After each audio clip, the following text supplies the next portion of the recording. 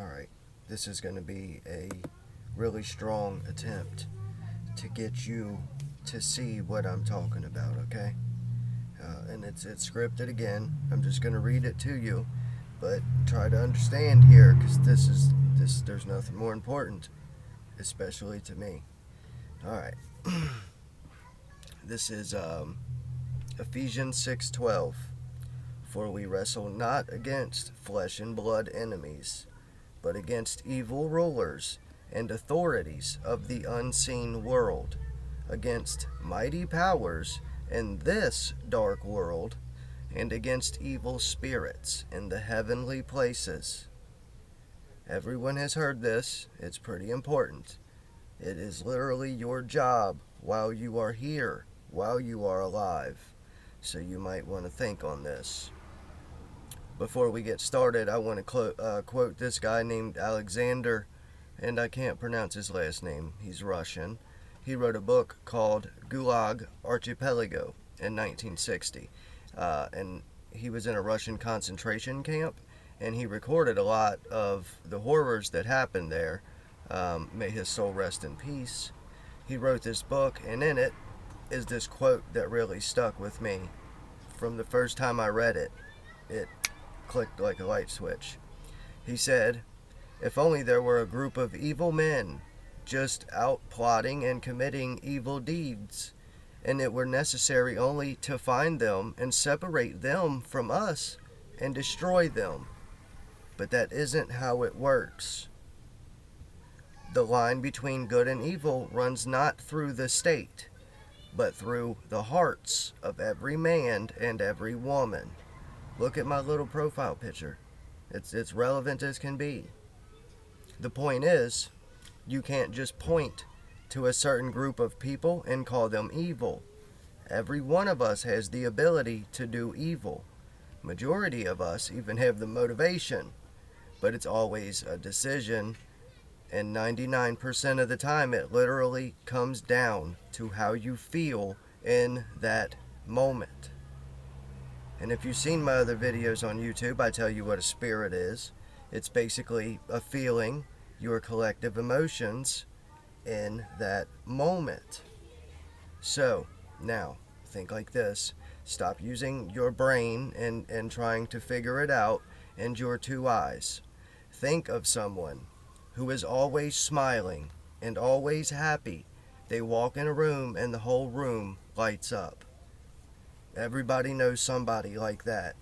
My wife is like this. Well, she was like this all day, every day. And then we had kids, but that's the price of adultery, I suppose. Anyway, these people have a good spirit. Not flesh and blood. Spirit. Now, let's go over who we wrestle with again. This is the battle. And while we do, keep the words in your mind. The kingdom is within, and the battle is for your mind. Okay, so the fight is against evil rulers and authorities of the unseen world, against mighty powers in this dark world, and against evil spirits in heavenly places. Now, if the kingdom is within, and your mind is the throne of God, and the battle is for your mind, can you see it? I hope so, because if you can't, I'm going to continue trying. Let me read. You are the middleman. You have an animal nature, your ego, and you have a higher nature that you were born into, and you had until you committed adultery. But other videos. Both of these parts of your brain send you thoughts. The one that you have fed to the most attention is the loudest. Do you see the battle? Lyrics from a song made by a band called the Cranberries for some reason. Another head hangs lowly. Child is taken slowly, and the violence caused such silence? Who are we mistaken? But you see, it's not me. It's not my family. In your head, they are fighting with their tanks and their bombs and their guns. Thoughts. In your head, they are crying. Now, don't get me wrong, this song is absolutely about a physical war, because the inside and the outside are both the same, but they are. But it has a deeper level of meaning. All things do. Leave the surface world. Search for the deeper meanings. They are not what they appear to be. Things are not what they appear to be. Journey. Everybody knows Journey. Journey has a song called The Wheel in the Sky. It's about enjoying life in the sun, sure, but there's another meaning. One for the evil, profane, life in the sun, and then there is the meaning that me and I really try to not call people mean and evil and shit, but that's basically what it is.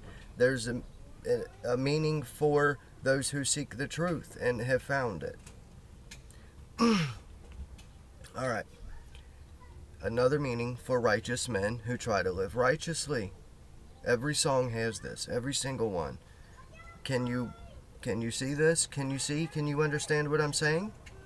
If not, I have terrible news for you. You live in Satan's kingdom. Come out of her, my people. It's fear. Those who seek peace and love, those are the people that see the heavenly things. I often wondered why no one can see these things. I know now. But you have got to escape Satan. You have to realize you have nothing to fear.